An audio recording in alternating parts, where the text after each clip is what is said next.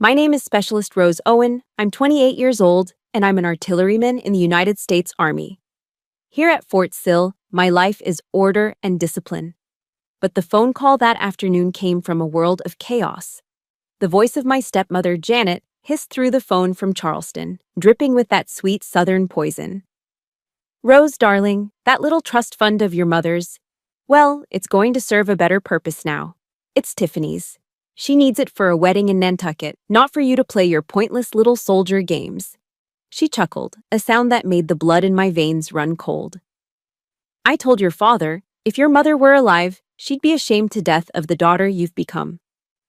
Throwing away a respectable life for a cheap uniform." Every word was a bullet, aimed directly at my mother's legacy, at my sacrifice. She expected me to cry, to beg. But she didn't know she wasn't talking to a daughter anymore. She was talking to a strategist. And she had just walked right into a trap that had been set for the last 6 months. If you've ever been made to feel like an outsider in your own home by your own family, let me know where you're watching from. Hit that like button and subscribe, because this story of betrayal and of justice served with military precision is for you. The click of the phone disconnecting was the only proof the call had happened. For a long minute, I didn't move, seated at the government issue desk in my barracks room. The receiver was still slick with sweat in my hand. Outside the dusty expanse of Fort Sill, Oklahoma, baked under a relentless sun. Inside there was only an oppressive silence, broken by the low hum of the fluorescent lights overhead. A sound I usually ignored, but now felt like it was buzzing inside my skull. I stared at a tiny scuff mark on the cinder block wall above my cot. A single bead of sweat traced a slow, cold path down my temple. The air conditioning was working, but a heat entirely separate from the Oklahoma weather was blooming in my chest. Shock. That's the first phase. They teach you that shock can kill faster than the wound itself. It numbs you, slows your thinking, makes you a liability. My training kicked in before my heart could betray me. Breathe in, 4 seconds. Hold, 4 seconds. Breathe out, 4 seconds. Hold, 4 seconds. The box breathing. A standard operating procedure for moments just like this, when chaos threatened to breach the perimeter of your control. I executed it with drilled precision. My heart rate, which had hammered against my ribs like an incoming mortar strike, slowly fell back into its regulated rhythm. The discipline was a shield, an armor forged in years of training. But beneath it, the internal storm was gathering strength. Ashamed to death? Cheap uniform? Janet's words weren't just words. They were shrapnel, tearing through the quiet sanctuary of my mind. They echoed, not in her saccharine drawl, but as a cold clinical report my brain replayed on a loop. Pointless soldier games. The phrase ricocheted off the memory of a 20-mile ruck march, my back screaming under the weight of my pack. A cheap uniform. It flashed against the image of me in my dress blues at a comrade's funeral. The fabric representing a promise I had made to my country, to myself. And then, the final, unforgivable strike. Your mother would be ashamed. The image of my mother flickered behind my eyes. Not her smile, not her reading to me as a child. No, my mind, in its cruelty, conjured the last image I ever had of her, frail and weak in a hospital bed, her face etched with pain. To attach the word ashamed to that memory, it was a desecration. A hot white rage surged up from the pit of my stomach. It was a visceral thing, a force that wanted to lash out, to put a fist through my wall locker, to scream until my lungs burned. My hands clenched so tight my knuckles turned white, my jaw locked. The muscles in my back and shoulders coiled like springs. But just as quickly, the impulse was contained. Discipline, relentless and absolute, slammed down on the emotion. Rage is a fire. Uncontrolled, it consumes you. Controlled, it can power an engine. I had spent years learning to channel fire. I would not let Janet be the one to burn me down. I would use her fire to fuel my own. Slowly, methodically, I stood up. My movements were not of a grieving daughter, but of a soldier carrying out a procedure. This was a new SOP, one I was writing in real time. Title: Emotional Contamination Protocol. Step 1. Restore order to the immediate environment. I walked to my cot where my freshly laundered Army combat uniform lay in a neat pile. I picked up the jacket, the digital camouflage pattern rough and familiar under my fingertips. I began to fold it, not just folding, but executing a ritual. I folded the sleeves with razor-sharp precision, creating perfect 90-degree angles. I smoothed out every wrinkle, my hands moving with an economy of motion that left no room for error. Next, the trousers, creased exactly along their seams. Each fold was a deliberate act of defiance against the chaos Janet had tried to inject into my world. Then, I turned to my combat boots, already polished to a mirror shine by the door. I picked them up with my polishing kit, sat on the edge of my cot, and popped open the tin of kiwi polish. I began the familiar, circular motions on the leather toe. The rhythmic whisk of the brush, the faint, chemical smell of the wax. It was a form of meditation, a way of taking a messy world and creating a small, perfect point of order within it. With every circle, I buffed away the emotional residue of that phone call. With every pass of the cloth, I hardened my resolve. This wasn't just about clean boots. It was about preparing my armor, about transforming the turbulent flood of emotion into a single, focused point of absolute clarity. When I was done, the boots gleamed. I placed them side by side, perfectly aligned. My environment was secure. Order was restored. The protocol was complete. Now, it was time for the next phase. I got on my knees and reached under the metal frame of my cot. My fingers found the cold edges of my footlocker. It was a standard issue metal box, olive drab, with Owen stenciled in black letters on the front. It was heavy as I dragged it across the linoleum floor, the sound echoing in the silent room.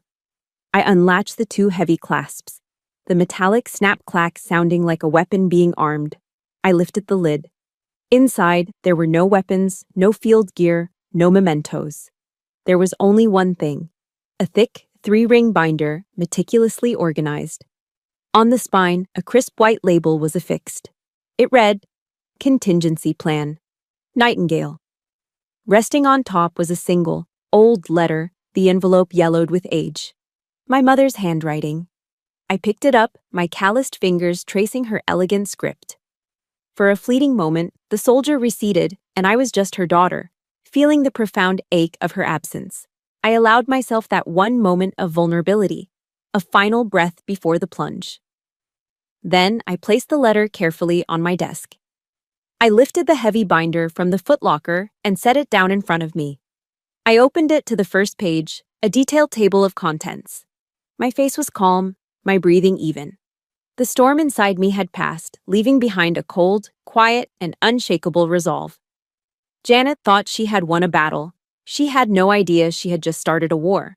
The operation had begun. The binder, heavy with the architecture of my counter-offensive, sat closed on the desk. My eyes, however, were fixed on the letter from my mother. The paper was fragile, the ink slightly faded, but her presence felt as real as the cold metal of the chair beneath me. Looking at her handwriting, the past wasn't a distant country. It was a room I could step right back into. And in my mind, I did. I stepped back to the beginning of the end, the day the slow, methodical erosion of my world began. It started 6 months after we buried my mother. I was 18, navigating the raw, open wound of grief, a landscape my father seemed equally lost in. Then, Janet arrived. She showed up at our front door in Charleston, a vision of Southern propriety, holding a homemade hummingbird cake on a pristine ceramic platter. Her smile was as sweet and cloying as the pineapple and banana in that cake. "I just want to help heal this broken family," she'd said, her voice a soft, honeyed whisper that promised comfort but concealed a calculated invasion. My father, starved for any semblance of normalcy, welcomed her in. And with her came the changes. They were subtle at first, like a quiet insurgency. A new set of decorative pillows on the living room couch. Different curtains in the dining room. I told myself it didn't matter. But then came the day I walked downstairs and saw it.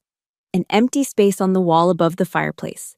The large framed portrait of my mother, my favorite one, where she was laughing on the bow of our sailboat, was gone. In its place hung a generic, uninspired painting of a marshy landscape. When I asked my father, he shifted his weight, unable to meet my eyes. It was Janet who answered, placing a gentle hand on my arm. "We just wanted to make the room feel a little more neutral, honey," she said, her voice dripping with counterfeit sympathy. "So Tiffany doesn't feel like an outsider." Tiffany, her 16-year-old daughter. And my father, my own father, just nodded in agreement. He didn't see it as an erasure. He saw it as a compromise. That was the first time I realized my home was becoming occupied territory, and I was losing ground. A year later, the occupation escalated into active neglect.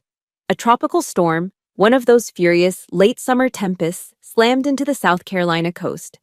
I was 19, driving home from a part-time job when the roads started to flood. My old sedan stalled out, water rising around the tires. I called my dad, my voice tight with panic. "I'm coming to get you," he said immediately, the familiar reassurance in his voice a balm to my frayed nerves. But then I heard Janet's voice in the background, a murmur at first, then clearer. "But darling, Tiffany is terrified of thunderstorms. She needs you here with her. Rose is strong, she can take care of herself." There was a pause, a moment of silence that stretched into an eternity. And then my father's voice came back on the line, stripped of its earlier conviction. "Janet's right, Rose. You're tough. You'll figure it out." He hung up. I had to abandon my car and walk the 3 miles home in the driving rain and whipping wind. When I finally stumbled through the front door, soaked to the bone and shivering, my father looked up from the couch where he was sitting with Janet and a whimpering Tiffany. He didn't hug me. He didn't wrap me in a towel. He just offered a weak smile and said, "See? I knew you'd be okay." The slights and insults became more brazen over time, culminating in Tiffany's 21st birthday party. By then, I was home on leave from basic training. Janet insisted on throwing a lavish affair at the Charleston Yacht Club, a place that reeked of old money and social pretense. She also insisted I wear a frilly, bubblegum pink dress she'd bought for me, something so utterly contrary to my identity that it felt like a costume for a role I didn't want to play.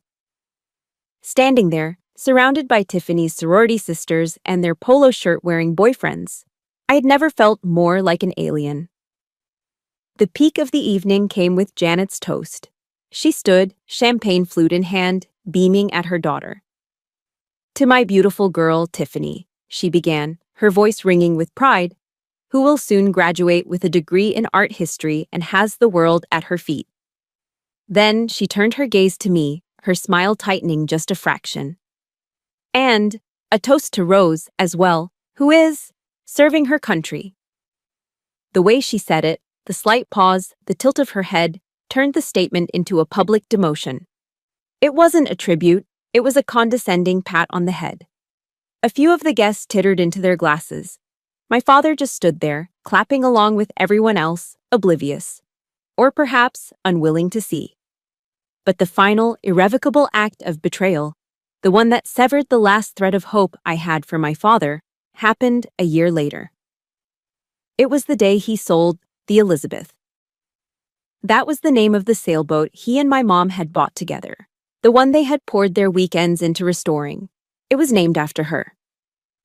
It was more than a boat, it was a floating monument to their love, to the family we once were. He sold it without telling me. I found out when I saw the down payment receipt for a brand new Mercedes C-Class, a graduation gift for Tiffany, lying on his desk. When I confronted him, my voice shaking with a grief I thought I had buried, he wouldn't look at me. He just stared out the window at the driveway where my mother's old station wagon used to be. "The money from the boat paid for this?" I asked, my voice barely a whisper. He finally turned, his face a mask of irritation. "Don't be selfish, Rose," he snapped, his voice sharp and cold. "Your mother is gone. We have to move on. If you've ever had a precious memory or a piece of your heart treated like it was disposable, please support this story with a like and comment the Elizabeth below if you believe some things should never be for sale." In that moment, hearing those words, something inside me broke. It wasn't just grief. It was the horrifying, gut-wrenching realization that my father hadn't just been manipulated or worn down. He had actively chosen a side. He had taken the most sacred memory of my mother and liquidated it to appease his new family. He wasn't a casualty in Janet's war anymore. He had become her willing ally. And I was the enemy. My father's words, "We have to move on," echoed in my mind for weeks. But what he meant was that he had to move on. And I was part of the past he was leaving behind. He and Janet and Tiffany were a complete unit, a new family built on the ashes of the old one. There was no room for me at their table anymore. The realization was a cold, hard stone in my gut. If they had chosen their side, then I had to choose my own battlefield. A few days later, I found myself standing in front of the Army recruitment office in a strip mall off the highway. The afternoon sun beat down on the asphalt, making the air shimmer. Through the glass door, I could see a poster of a soldier in full gear, their face set with a look of grim determination. Janet's mocking voice slithered into my memory. "Only people with no other options join the military." A bitter smile touched my lips. "You were right, Janet," I thought to myself. "At home, I have no other options." This wasn't an escape, it was a reconstruction. I was turning myself in for a complete rebuild. I pushed open the door and stepped into the cool, air-conditioned office, leaving the girl they thought they knew behind on the hot pavement. Fort Sill, Oklahoma, became my forge. The sweeping sun-scorched plains and the relentless blue sky were a world away from the genteel humidity of Charleston. There were no garden parties here, no whispered gossip behind manicured hands. There was only dirt, sweat, and the absolute, unambiguous clarity of the mission. It was the harshest place I'd ever been, and for the first time in years, I felt safe. The rules here were clear. Effort was rewarded. Your past didn't matter. Only your performance did. My new life was measured in punishing increments.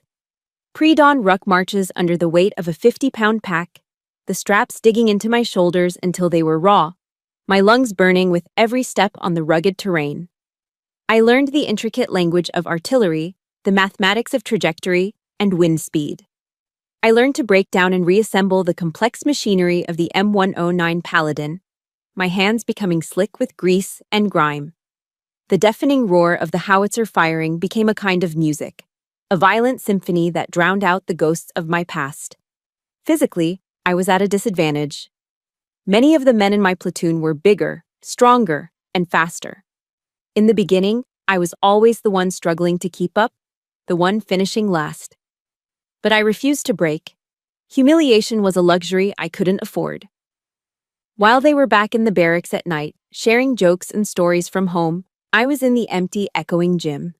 I did push-ups until my arms trembled and collapsed beneath me. I did sit-ups until my abs felt like they were on fire.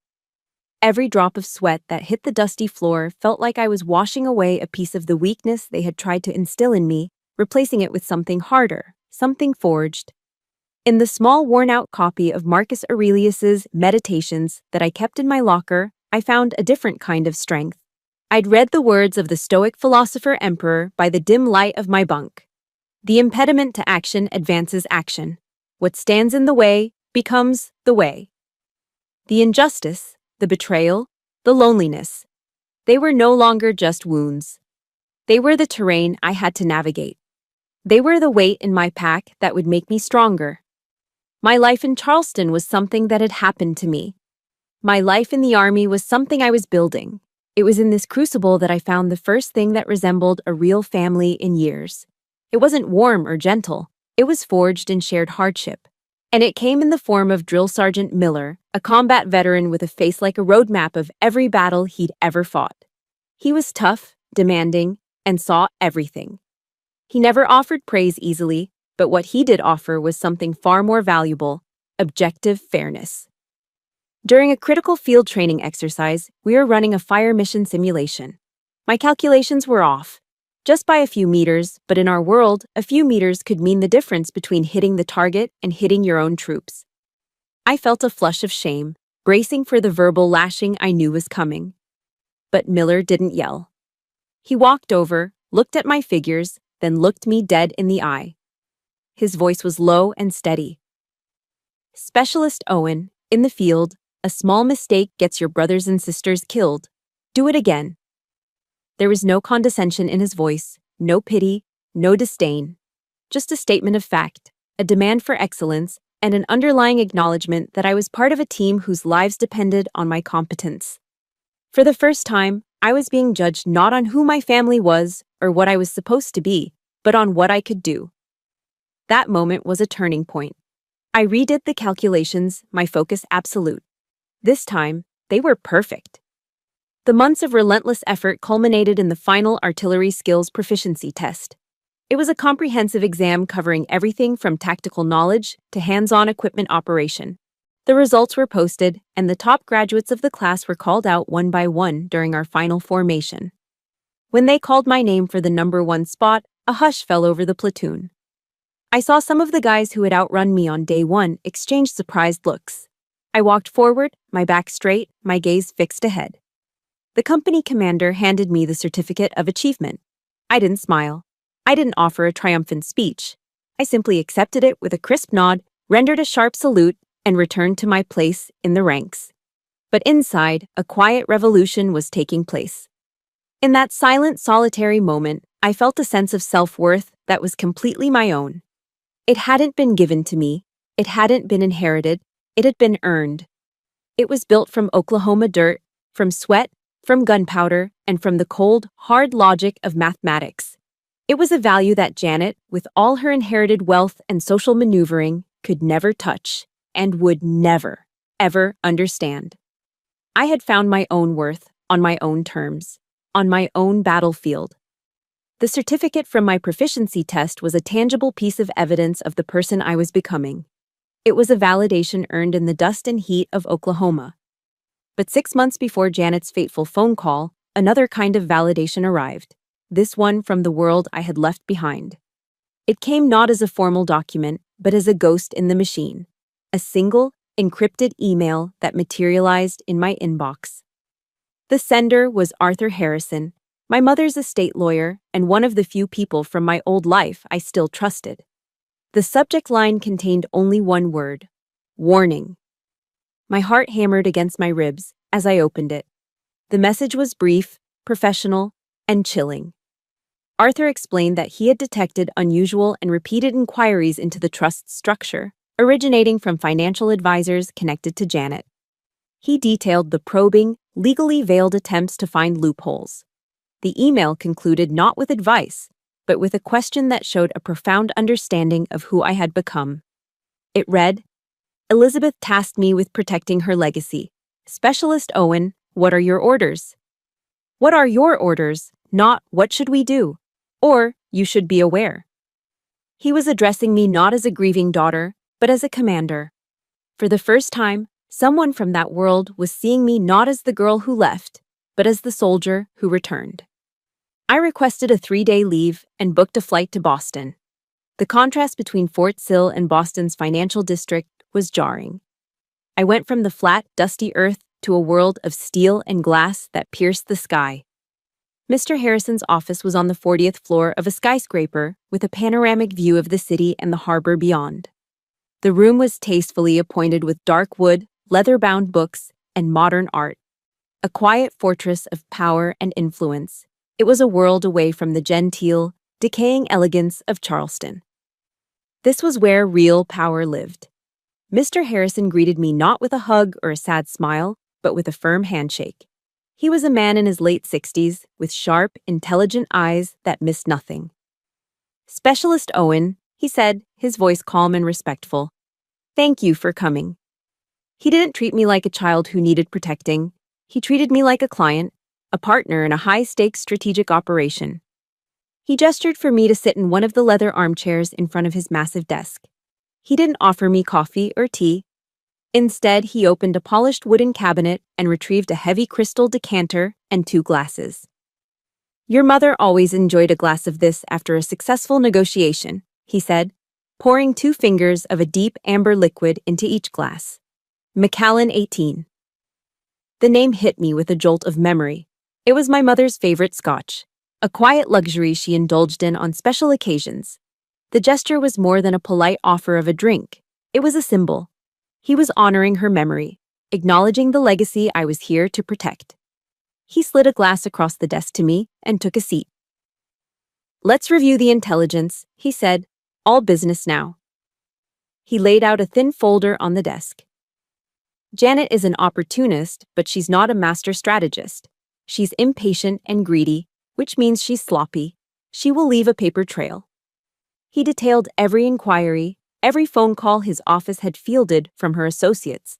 It was a clear pattern of reconnaissance, of testing the defenses before a full-scale assault. I listened, absorbing the information, my mind shifting into the tactical mode I had honed over the past few years. This was no different from analyzing enemy movements before a battle. "We need to do more than defend," I said, my voice steady. "We need to set a trap." A slow smile spread across Arthur's face. "I was hoping you'd say that," he replied. For the next 2 hours, we mapped out the strategy. We called it Contingency Plan Nightingale, a nod to my mother's love for the birds in her garden. The plan was twofold. First, we would reinforce the trust, adding legal fortifications that would make a direct assault nearly impossible. Second, and more importantly, we would turn the trust itself into a Venus flytrap. We intentionally left a few, carefully crafted, vulnerabilities, apparent loopholes that would seem like an easy entry point for a greedy amateur. Any attempt to exploit these weaknesses would trigger a silent alarm, logging the IP address and the exact nature of the attempt. We set up protocols to have any related phone calls to the bank or financial advisors automatically recorded, all within the legal framework of single-party consent laws where applicable. The entire structure was designed to encourage Janet to overplay her hand, to get her to commit an act of blatant fraud that would be impossible to deny. "We will let her own greed be the instrument of her downfall," Arthur said, his eyes gleaming with the sharp, predatory light of a lawyer who senses victory. "She'll think she's being clever, outsmarting a dead woman and an absent soldier. She'll walk right into it." As our meeting concluded, the strategic tension in the room subsided. Arthur leaned back in his chair, his gaze softening as he looked at me. The lawyer receded, and the old family friend emerged. "Rose," he said, his voice dropping to a gentle, almost paternal tone. "Your mother would be so incredibly proud of the woman you've become." He paused, letting the words settle in the quiet room. "She always used to say to me, 'My daughter has a spine of steel.' She was right." Those simple words were a gut punch of the most profound and healing kind. It was the validation I had spent more than a decade craving from my father, to be seen not as difficult or stubborn, but as strong. To have my core character recognized and valued. My eyes stung with tears I refused to let fall. In the Army, you learn to control your emotions, to compartmentalize. I held on to that training now. The discipline serving not to suppress the feeling, but to honor it, to hold it without shattering. I couldn't speak. I just gave a single, firm nod of acknowledgement. A nod that said everything. "Thank you. I heard you. I needed that." I left his office that day feeling a sense of calm I hadn't felt in years. The lonely soldier now had air support. The isolated outpost now had a fortified rear base. I had an ally. And together, we had laid the perfect trap. All we had to do now was wait for the enemy to make her move. The warmth I had felt in Arthur Harrison's office, the profound sense of having a fortified position, lingered for months. It was a shield. But every soldier knows that no defensive line is ever truly impenetrable. The enemy will always probe for weaknesses. The first probe from Janet wasn't a frontal assault, but a quiet, insidious act of psychological warfare that arrived in a neatly wrapped cardboard box. It was a package from Charleston. Inside, nestled in tissue paper, was a heavy leather-bound photo album with the words, "Our Family," embossed in gold on the cover. A cold knot tightened in my stomach. I knew this wasn't a peace offering. It was a Trojan horse. My hands felt heavy as I opened it. The first few pages were harmless enough. Tiffany as a child, my father and Janet on their wedding day. But as I continued, the invasion began. It was a systematic erasure of history.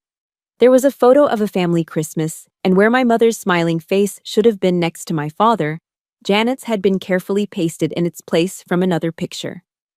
A vacation to the Grand Canyon I'd taken with my parents now only featured my dad and me, with a conspicuously empty space beside him.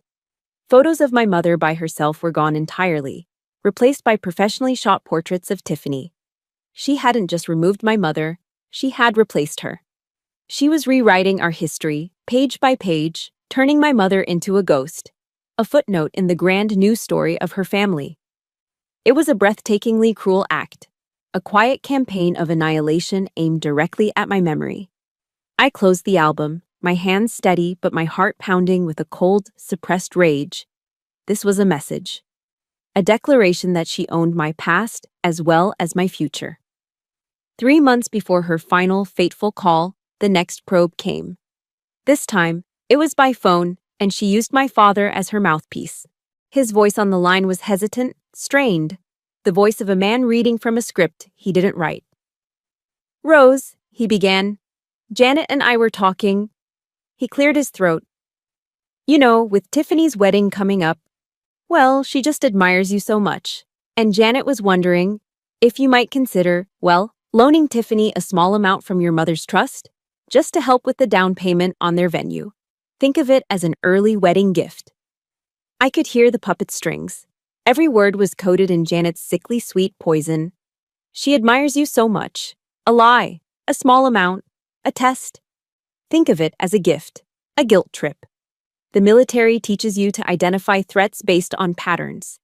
This was a classic flanking maneuver, using emotional blackmail as cover. I took a slow, deliberate breath, employing the same box-breathing technique I used on the firing range to steady my hands. When I spoke, my voice was devoid of emotion. It was the voice of Specialist Owen, not his daughter. "Dad," I said, keeping my tone level and formal. "Mom's will is legally binding and very specific. The trust is designated for narrowly defined purposes, and I do not have the legal authority to alter those terms." I offered no anger, no argument, just the cold, hard wall of legality. On the other end of the line, I heard a faint, sharp whisper, Janet coaching him from the sidelines. My father sighed, a sound of pure exhaustion and defeat. "I knew you'd say that," he mumbled, his voice flat. "You're always so rigid." The line went dead. He called me rigid. He didn't see it as me upholding my mother's final wishes. He saw it as me being difficult. The call was a failure for them, but it was just the opening salvo in a new phase of their campaign. A week later, the strange calls began. My Aunt Carol, my mother's sister who lived in Florida, called me out of the blue. Her voice was laced with disappointment. "Rose, I heard you weren't being very supportive of your sister. Family is supposed to help family." Then a text message from an old family friend, someone who used to come over for barbecues when my mom was alive. "Heard you're doing well in the Army, but sorry to hear you've become so tight-fisted. That's not how your mother raised you." The attacks were coming from all sides. Janet was conducting a smear campaign, painting me as a selfish, ungrateful daughter, a cold-hearted soldier who had forgotten the meaning of family. She was isolating me, poisoning the well of my past, ensuring that if and when the time came, I would have no one in my corner. Every call, every text, was a small, painful cut designed to make me bleed out emotionally. It was tempting to call them back, to defend myself, to scream the truth. But I knew that was what Janet wanted. She wanted me to engage, to get emotional, to look unhinged. An emotional response would only validate her narrative. Instead, I treated it as an intelligence-gathering operation. I documented every call and every text message, noting the date, time, and content. I then forwarded the compiled log to Arthur Harrison in a secure email. His response came within the hour. It was calm, precise, and validating. "This is a classic psychological preparation of the battlefield, Specialist," he wrote. "She is attempting to soften the target, you, and erode your morale before the main assault. She's trying to make you question yourself so that you'll be easier to break. My advice, hold your position. Do not engage." The more she does this, the more evidence of her malicious intent we have. Let her think her strategy is working. I looked at my phone, reading his words over and over. The anger was still there, a hot coil in my stomach. But layered over it was the cold calm of a strategist. He was right. This wasn't just a family squabble anymore. This was a coordinated attack. And Janet was making a classic mistake. She was revealing her movements before the battle had even begun. I was no longer just the target. I was the reconnaissance unit, watching the enemy move into position, knowing that their every step was bringing them closer to the trap I had set. The final confrontation was coming. I could feel it, and I would be ready. I knew Janet was moving her pieces into position, preparing for a final attack. The psychological warfare, the smear campaign, it was all designed to soften me up. I held my position, documenting her moves, waiting. My training taught me to anticipate enemy action. But the question that echoed in the quiet of my barracks room was, where would the final, decisive blow come from? I didn't have to wait long to find out. The answer arrived not with the subtlety of a sniper, but with the public blast of an artillery shell. It came as a text message from an old army buddy who had since moved back to South Carolina. "Hey Rose, congrats on the family news, I guess," it read, followed by a link. My brow furrowed. I clicked it, and my stomach plummeted.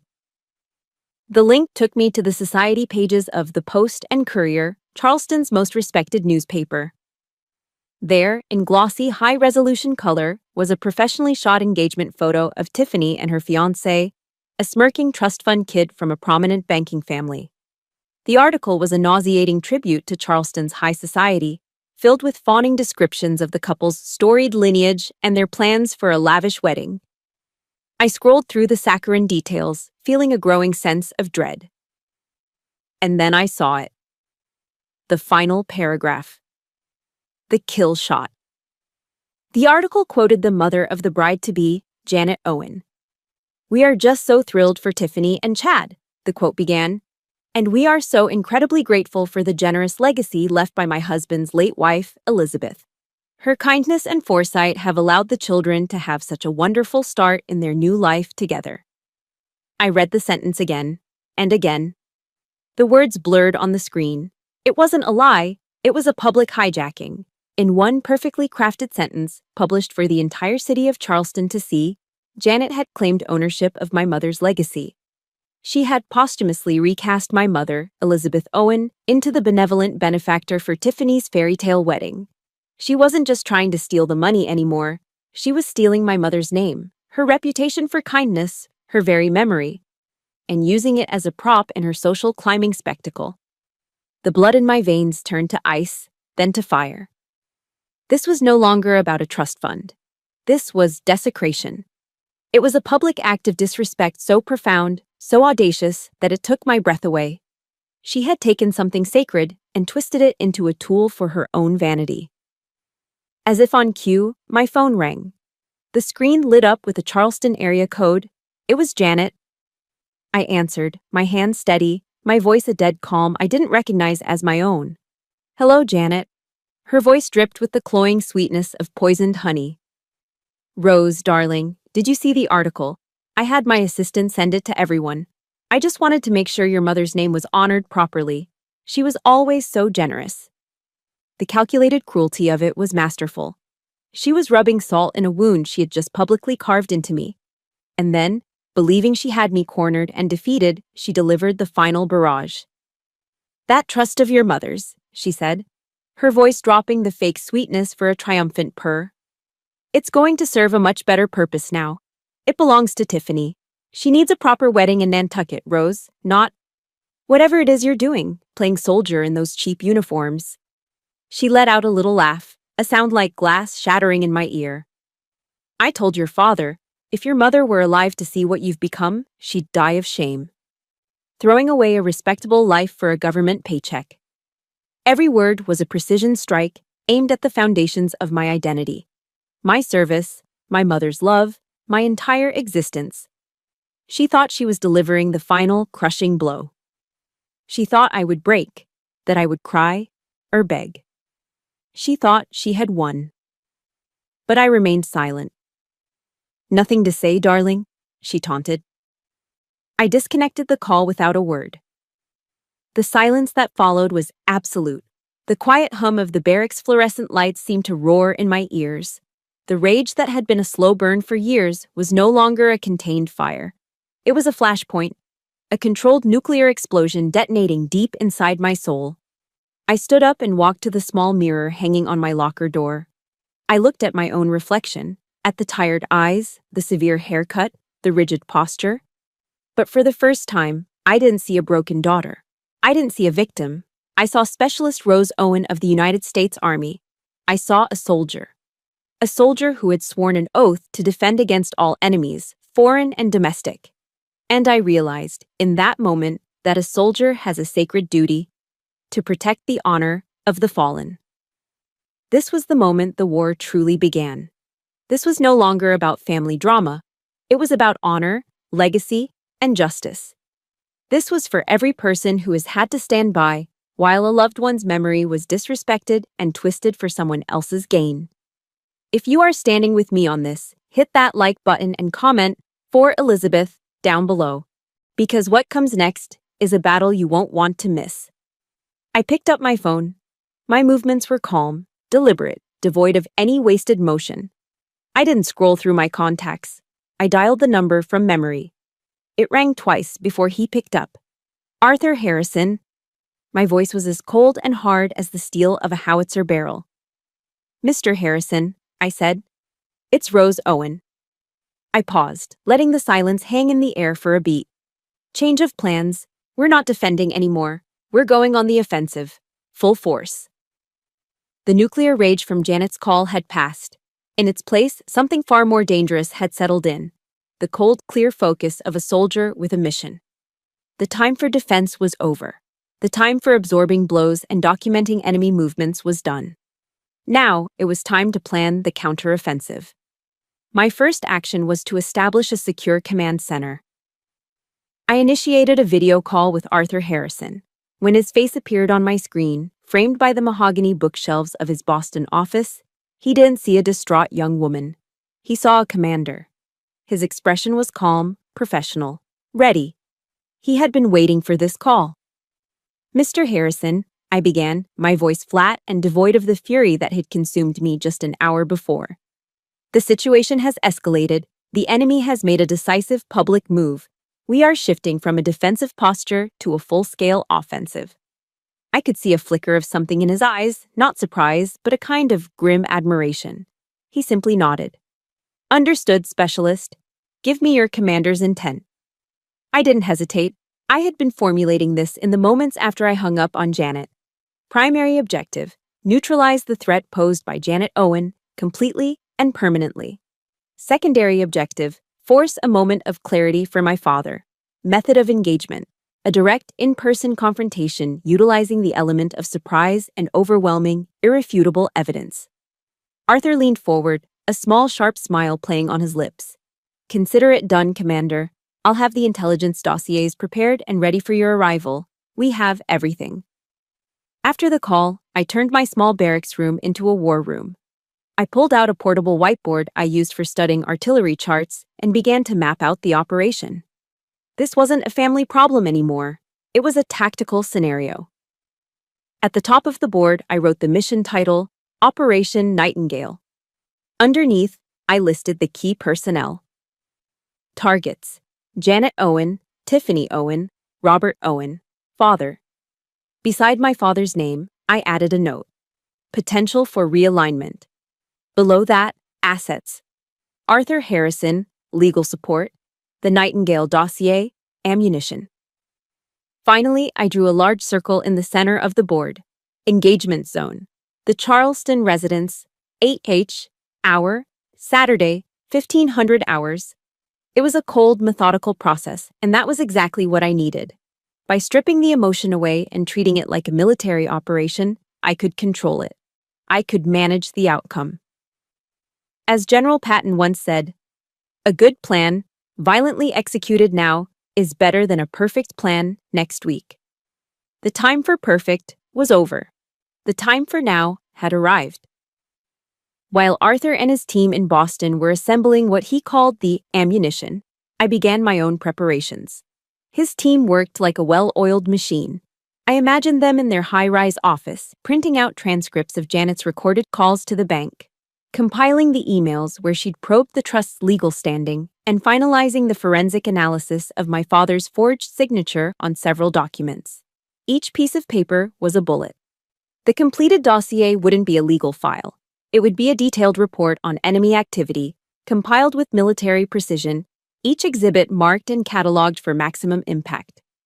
My preparation, however, was psychological. I made a deliberate choice not to review the evidence myself. I already knew what Janet had done. Looking at the proof now would only stir up the rage I had worked so hard to channel. Emotion was a liability in the field. It clouded judgment and created openings for the enemy. Janet thrived on emotional reactions. She fed on them. My greatest weapon against her wouldn't be the evidence itself, but the cold, dispassionate manner in which I presented it. So instead of looking at the dossier, I studied my enemy. I spent hours online, reading articles and academic papers on clinical narcissism and narcissistic personality disorder. I needed to understand her playbook. I learned that narcissists cannot handle public exposure. They build a fragile, perfect world around themselves, and the threat of that world shattering is their greatest fear. They also feed on narcissistic supply, the emotional reactions of others, whether it's admiration, fear, or anger. The key to defeating one, I realized, was to give them nothing. No arguments, no tears, no raised voices, just the cold, indifferent presentation of facts. I would not engage her in a fight. I would simply present a statement of facts and watch her carefully constructed reality crumble. When I felt my mind was sufficiently fortified, I began the final logistical steps. I booked a one-way flight to Charleston for the upcoming Saturday. I packed a small duffel bag with only the essentials. I didn't pack civilian clothes. My uniform was all I needed. From its protective garment bag in my locker, I carefully took out my Army service uniform, the formal dress blues. The deep blue jacket, the crisp white shirt, the perfectly creased trousers, the gleaming brass buttons, the colorful ribbons on my chest signifying my service and qualifications. This wasn't just a uniform, it was a symbol of everything Janet despised and belittled. It was a suit of armor forged in discipline and sacrifice. I wasn't going home as Rose, the broken daughter. I was returning as Specialist Owen of the United States Army, an officer of the Court of Justice I was about to convene. I was there to restore order. With my bag packed and the uniform hanging, ready for deployment, I took out my phone. I sent a single, concise text message to my father. No greeting, no small talk, just the order. I am flying home this Saturday. We will have a family meeting at the house at 3 p.m. Your presence is mandatory. The flight from Oklahoma to South Carolina was a silent void. I didn't listen to music. I didn't read. I simply existed, my mind a calm, clear battle space, every contingency planned for. When the plane landed at Charleston International, I moved with the practiced efficiency of a soldier on deployment. I took a taxi directly to the house, the one that used to be my home, now Janet's palace. The dossier, thick and heavy with facts, sat in my briefcase like a field-ready weapon. I walked up the familiar oyster shell driveway and didn't bother to ring the bell. I used my old key. It slid into the lock with a familiar click. The door swung open into the grand foyer, and I stepped inside. 8 hour had begun. They were in the living room, just as I'd anticipated. My father, Tiffany, and Janet lounging in the casual luxury of a Saturday afternoon. The room was Janet's masterpiece of Southern classic decor, dark mahogany furniture, Persian rugs, and oil portraits on the walls, including a large, ostentatious one of her and Tiffany. It was the seat of her power, her self-made kingdom. My text had clearly been an order, not a request, and they were waiting, expecting a tearful, emotional confrontation from the daughter they thought they knew. Then, they saw me. The chatter stopped. 3 pairs of eyes locked onto me, and the air in the room froze. It wasn't just my sudden appearance that stunned them into silence. It was what I was wearing. My Army service uniform. The dress blues. The deep blue jacket was perfectly pressed, the brass buttons gleamed under the light of the crystal chandelier, and the ribbons on my chest told a story of service they could never comprehend. It was a suit of authority, of discipline, of a world utterly alien to their soft, privileged lives. My father's jaw went slack. Tiffany looked like she'd seen a ghost. Janet's polite smile faltered, her eyes narrowing with a flicker of confusion, then annoyance. She was the queen in this castle, and an uninvited soldier had just breached her throne room. She recovered first, her voice regaining its familiar, condescending tone. "Well, look what the cat dragged in. Rose, what on earth are you wearing? Playing dress-up?" I ignored her.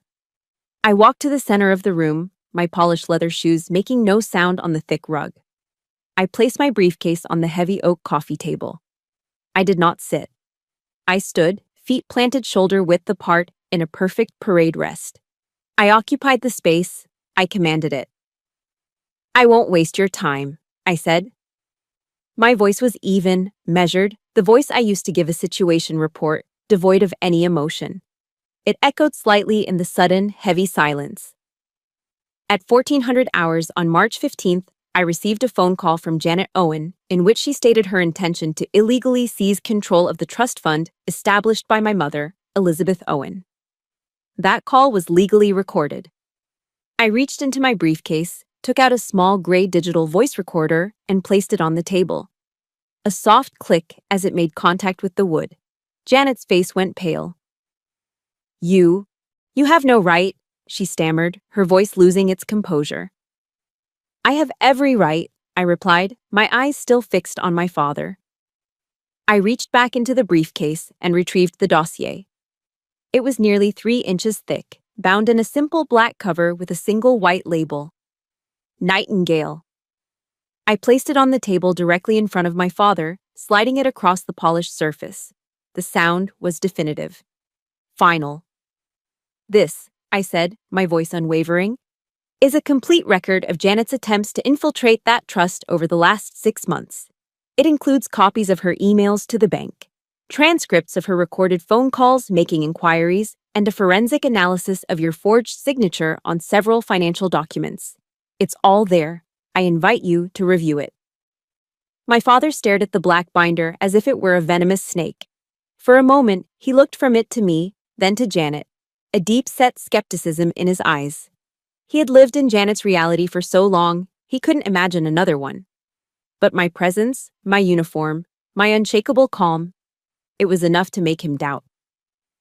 Hesitantly, he reached out and opened the cover. What followed was the complete and total disintegration of Janet's world. As my father turned the first page, his expression began to shift. The skepticism melted away, replaced by a dawning confusion. He read the transcript of Janet's first call to the bank, his brow furrowed. He turned another page, and another. I watched his face as he saw the email chains, the blatant lies. I saw the moment he reached the signature analysis report, the clinical, irrefutable proof of forgery. The confusion hardened into disbelief, then morphed into a horrifying, dawning comprehension. His face, which had been a mask of willful ignorance for 12 years, was now a canvas of raw, unfiltered shock. The room erupted. Tiffany burst into tears, a series of theatrical sobs. "Daddy, what is this? I don't understand." Janet shot to her feet, her carefully constructed composure shattering into 1,000 pieces. "It's lies, Robert. She's making it all up. She's always been a jealous, spiteful child," she shrieked, pointing a trembling finger at me. "She's trying to ruin our family." I didn't move. I didn't flinch. I let the chaos swell around me, a storm of shrieks and sobs. I waited, my eyes locked on my father, who was now staring at a specific page, his hands trembling, his face a ghastly shade of white. He looked up from the page, his eyes meeting mine, and in them, I saw 12 years of denial collapsing in on itself. He looked at Janet, but it was as if he was seeing her for the first time. The spell was broken. I let the noise reach its peak. Then, I spoke again. My voice wasn't loud, but it cut through the hysteria like a razor. The trust fund is, and always has been, secure. Mr. Harrison ensured that. Janet never got a single penny. I paused, letting that fact sink in. Then I delivered the final, devastating blow.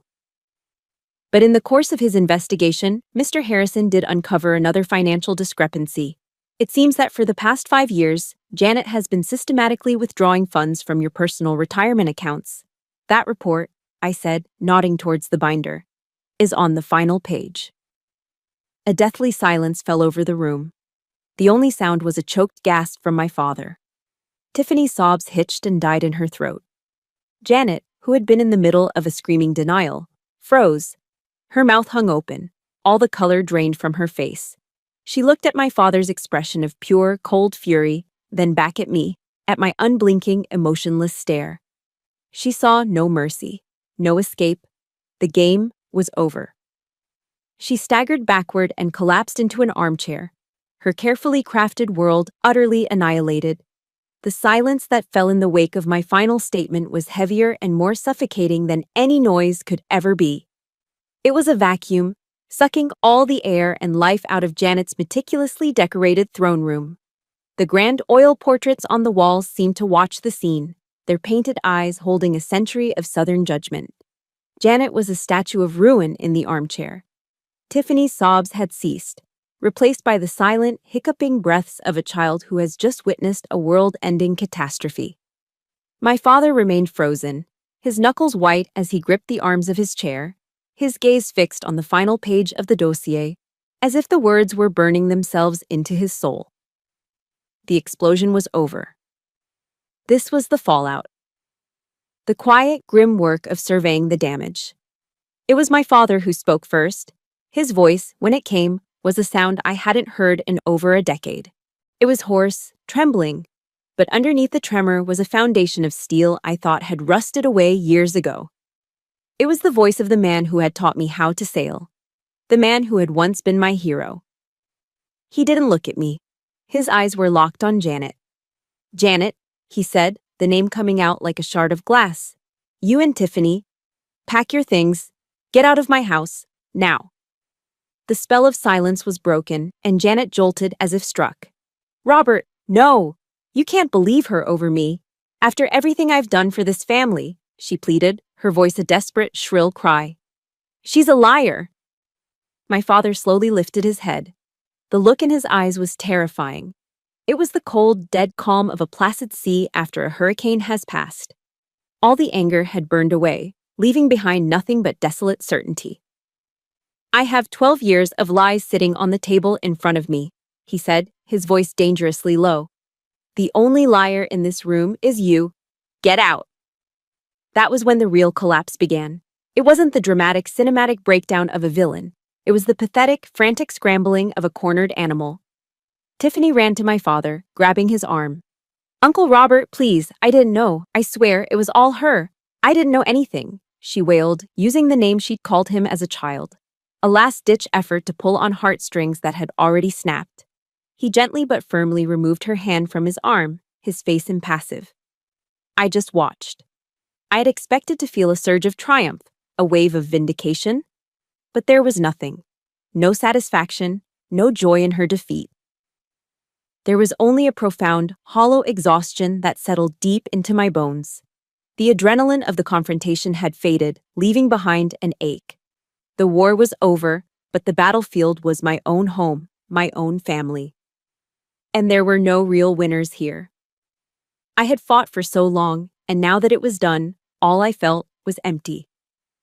While they scurried upstairs, the sounds of drawers being wrenched open and closets being emptied echoing through the house, I didn't move. I didn't follow them with my eyes as they dragged suitcases down the grand staircase. My gaze was fixed on the wall above the fireplace, at the serene, anonymous landscape painting Janet had hung there. The place where my mother's portrait used to be, a soulless replacement for a vibrant soul. That was what this house had become. That was what our family had become. After they were gone, the front door slamming shut with a final, echoing thud, a silence of a different kind fell. It was no longer tense, but heavy with the weight of unspoken words and years of neglect. The air, once thick with the cloying scent of Janet's gardenia perfume, now just smelled stale. It was just me and my father, two strangers in a house full of ghosts.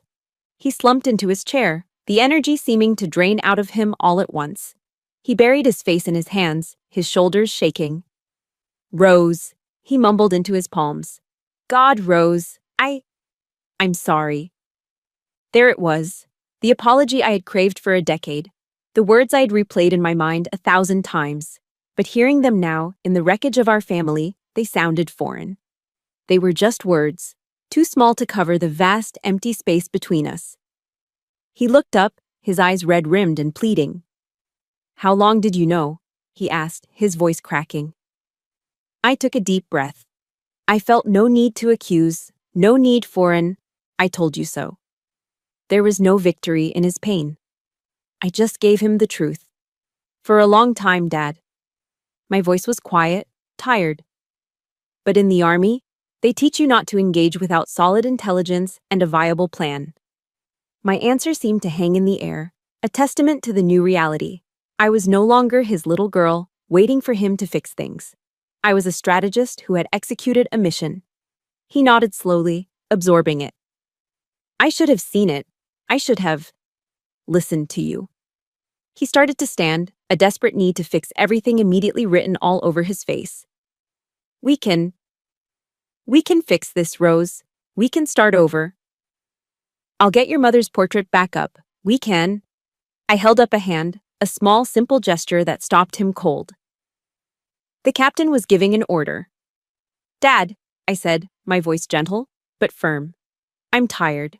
I need time." I looked around the cold, opulent room, a monument to 12 years of lies. "And so do you.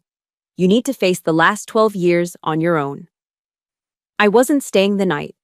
The thought of sleeping in my old room, in this house that was no longer a home, felt impossible.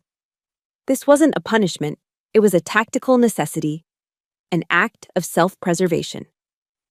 I picked up my briefcase from the table. "I've booked a hotel room in town." He looked utterly defeated, but he nodded, understanding. The healing, if it was ever going to happen, couldn't be rushed. The wounds were too deep. As I walked out the front door, leaving him alone in the cavernous silence of his broken home, a final thought settled in my mind. I had won. I had reclaimed my mother's honor and taken back our house from the usurper. But as the door clicked shut behind me, I realized I needed time to decide if it was still my home. 5 years. Sometimes it feels like a lifetime, other times, the blink of an eye. The person who walked out of that Charleston house into the lonely quiet of a hotel room is a stranger to me now, a ghost from a war fought long ago. The rage has cooled, the grief has softened, and the battlefield has been transformed into a foundation. Today, my uniform is a tailored navy blue suit. My stage is a brightly lit conference room in Austin, Texas. My audience is a group of soldiers, sailors, and airmen, all within months of transitioning out of the military and into civilian life. They sit before me, their faces a mixture of apprehension and hope, the same emotions I once felt. Behind me, on a large screen, is a logo. A stylized nightingale in flight, its wings forming the letters E and O.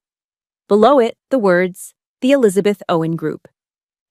The most difficult mission for any soldier isn't on the battlefield, I say, my voice calm and clear, resonating with an authority I earned not on the battlefield, but in the fight for my own life.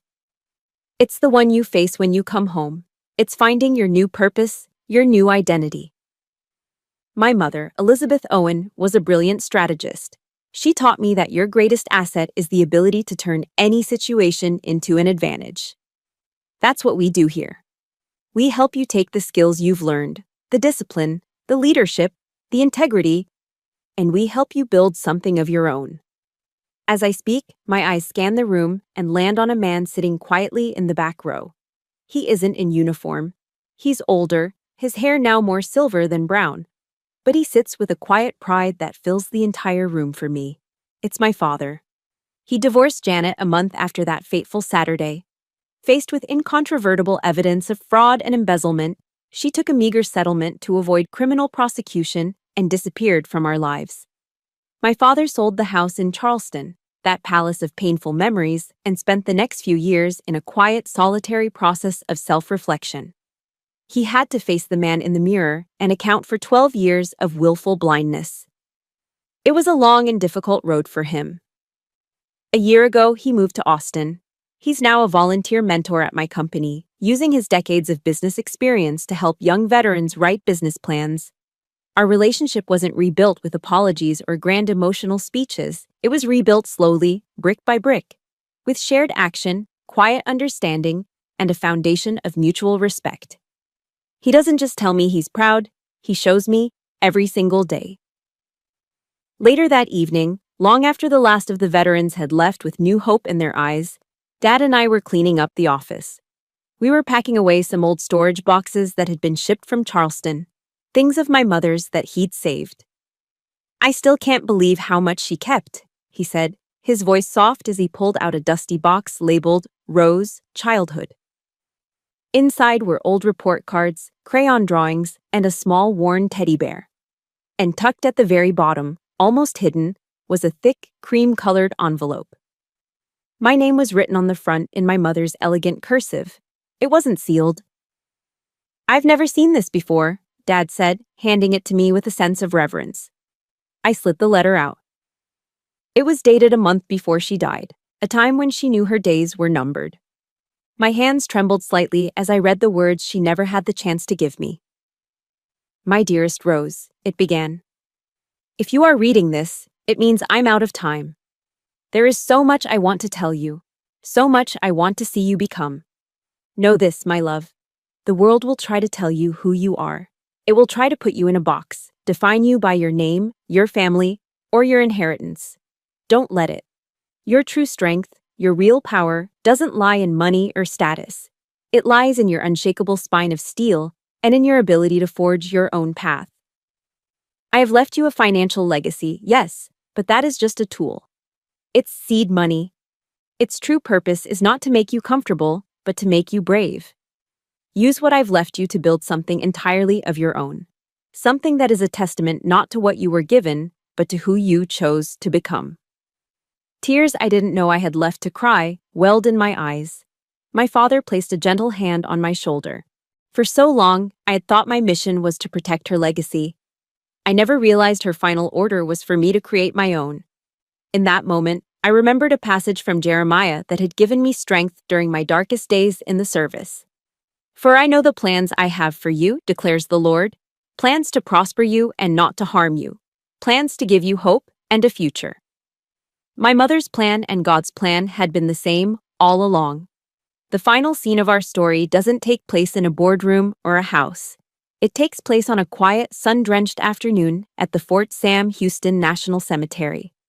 The air is still, filled with a sense of profound peace and the quiet dignity of heroes. Dad and I walk along a row of simple white headstones. We don't stop at the grave of a soldier. We stop at the grave of a civilian, a woman buried here alongside her father, a decorated colonel. The headstone reads, Elizabeth Owen, beloved mother, fearless pioneer, brilliant strategist. I kneel down and place a single, perfect red rose at the base of the cool marble. My father stands beside me, his voice thick with emotion. "She would be so proud of you, Rose, so incredibly proud." I look at her name, etched in stone, and a genuine, peaceful smile spreads across my face. The war is over. The ghosts are at rest. The dawn has broken. "I know she is," I say, my voice full of a quiet, unshakable certainty. And now her legacy is helping other soldiers find their own. I had not only protected my mother's legacy, I had made it immortal. My story began with an act of betrayal, but it ends with a legacy of hope. What I've learned through this entire war is that our deepest wounds truly can become the source of our greatest strengths. We don't always get to choose the battles life throws at us, but we absolutely can choose how to fight them and what we build from the ashes. Thank you for walking this journey with me. If this story resonated with you, please share your own moment of strength in the comments below. For more stories about resilience and justice, make sure you hit subscribe and join our community.